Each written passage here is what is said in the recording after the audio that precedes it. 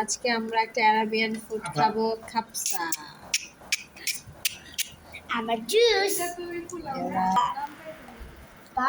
খাপসাটা বাসমতি চাল ছাড়া ভালো লাগে না খেতে। এটা রান্না করেছে শাহিদ আলম। আর খাবারের জন্য আমরা সবাই আছি।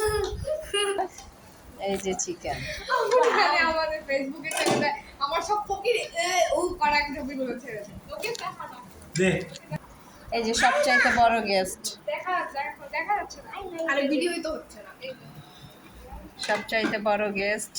হ্যাঁ আমাদের দুনিয়ার সবচেয়ে বড় নুডলস দাও বাবা, দাও তোমারটা দাও। এই যে এটা কে খাচ্ছে? করা দিচ্ছি। নামো না, এটা এই তুমি করা নামো না।